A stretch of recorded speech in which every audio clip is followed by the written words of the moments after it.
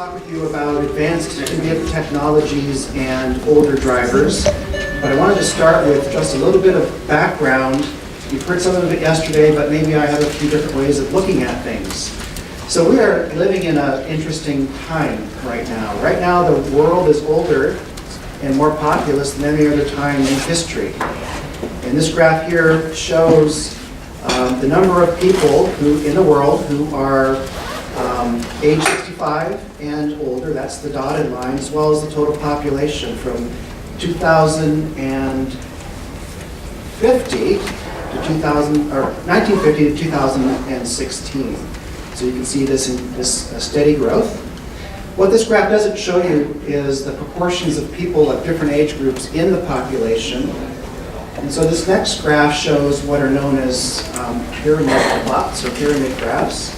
And so the graph on the right shows the world in 1950. So each of these slices are different age groups, and each of these slices shows the proportion of that age group in the population. The blue part is the men, the black part is the women. And you can see in 1950 it looks kind of like a pyramid or a triangle.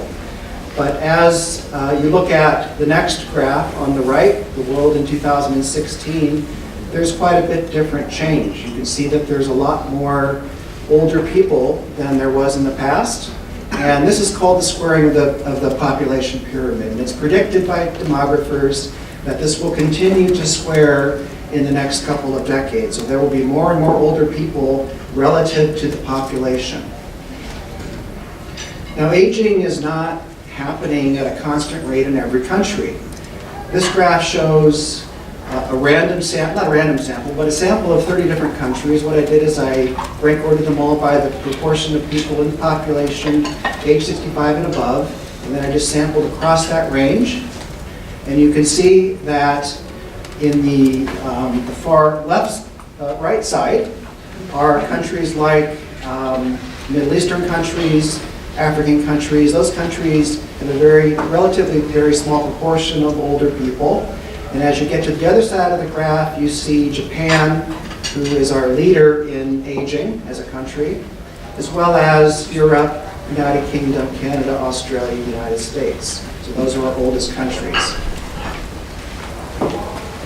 So for all of these older people, driving is important. I know we've talked a lot about this in the past day. Driving is the way that most people prefer to travel. Mobility, we know, is very closely linked to the personal automobile.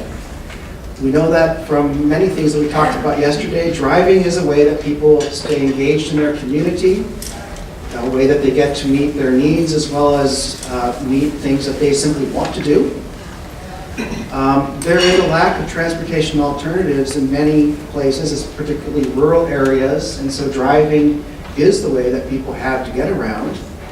And we also know from many studies now that there are adverse consequences associated with stopping driving. And we've talked about increased isolation, depressive symptoms, and basically decreased quality of life. So the goal of our research program, at least in the research program with aging and mobility, and probably a lot of other groups have similar goals, are these three general goals. The first is keeping older adults driving for as long as they can safely drive. The second is to help older drivers transition from driving to non-driving. And then finally, for those who have stopped driving or choose to not drive, to facilitate or promote ways of getting those people around that don't involve driving. So we view driving and older adult mobility as a transition with, at one end, healthy people able to drive, at the other end, people that are probably less healthy, that are not able to drive, and in between those two ends are the people that are transitioning. So the study that I want to talk to you today is about this first goal, keeping older adults driving for as long as they can safely do so. And the project that I want to talk about today, the data come from a project called the Long Road Study, or the Long Road Project. That stands for Longitudinal Research on Aging Drivers. This is a multi-year cohort study of older drivers. We currently have enrolled almost 3,000 people. At enrollment, they were between the ages of 65 and 79. And because it's a driving study, people had to be driving at least 1 day per week on average when they were enrolled. They needed to be enrolled in a primary healthcare system at one of the sites where they were enrolled so that we could gather medical records. They needed to stay living in the study area at least 10 months a year so that we could track other records from them. We didn't want them moving out of the study area during the time of the project, so they needed to, at least at that point, say they had no plans of moving out of that area in 5 years. The vehicle that they drove had to be model year 1996 or newer, and that's because we use something called an OBD2 port, which were standardized and required in all vehicles in the United States after 1996. And so we need to make sure that they had one of those ports. And we wanted people to have a primary vehicle that they drove 80% or more of the time. Also, in order to ensure that people could consent to the study and have cognitive capacity to actually understand the study, they needed to be free of significant cognitive impairment at enrollment. It is a nationwide study. We have sites in 5 different states: New York, Maryland, Michigan, Denver, and San Diego. And so this may be kind of hard to see, but this is a general overview of the study. The things shown in green are the data collection efforts. The bars shown in gold, or maize, we like to call it, are various subject groups, and those subject groups are really based on when people were enrolled in the study. The blue part is the timeline for the study that each participant goes through. So just to quickly step through this, when a person's enrolled at their first contact, we do a number of things. We install a data logger in their OBD2 port, which is a device that allows us to track where the cars are going whenever the car is turned on. It's GPS and accelerometer, and it has a cell phone system that sends that data back to UMTRI. We do a vehicle inspection where we look for damage and maintenance and other things about the vehicle, including the technologies that that car has. We do several surveys, one on driving and health and one on vehicle technologies. We do a complete functional assessment of perception, cognition, and movement. It takes about 2 to 2.5 hours to complete all those assessments. We also measure all the medications that people are using. And then finally, we gather crash records and medical records. After a year, the second contact is by phone, and we follow up with the surveys again. We update medications. Again, we get crash and violation records. At contact 3, it's just like contact 1. They come back in, and they go through all those same procedures. We also have some triggered data collection activities. So if a person stops driving, that they're not out of the study. We now track them as a person that's not driving, but we track them in a little bit different way. If a person passes away, we also get additional information on them. And surprisingly, this group does change their vehicle a lot. So every time a vehicle gets changed, we have to move the data logger and also redo the inspection. So in the current funding of the project, and we're hoping to get more funding, we have one group that will be in for 3 years, and that's a group of about 700 people. We have another group that will be in for 2.5 years, and that's a group of about 1,100 people. And then we have another group that will be in for 2 years, and that's our largest group, about 1,200 people. So the study that I want to talk with you today about is really about the vehicle technologies. And this study was designed to gain a better understanding of the technologies that older adults have in their vehicles, how frequently they use those technologies, how they learn to use those technologies, and what the perceptions of safety for these technologies are. So all these data are taken from the vehicle technology questionnaire that we administer at baseline.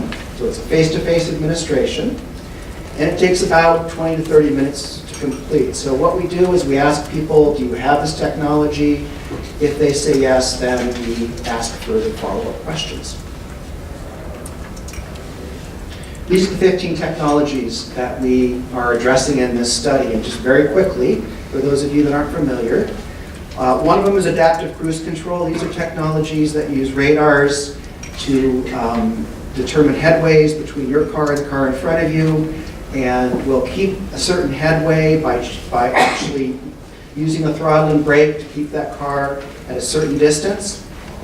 Adaptive headlights are headlights that turn when the car is turning. So if you're turning to the right at night, the headlights will actually turn to the right with you so that you can see better to the right.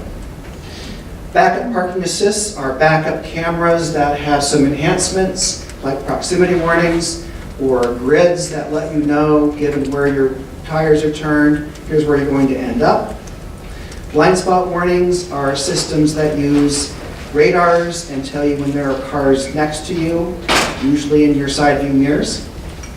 Cross traffic protection is a system that keeps track of, when you're backing out, it keeps track of vehicles that are coming from the sides, as well as pedestrians and bicyclists.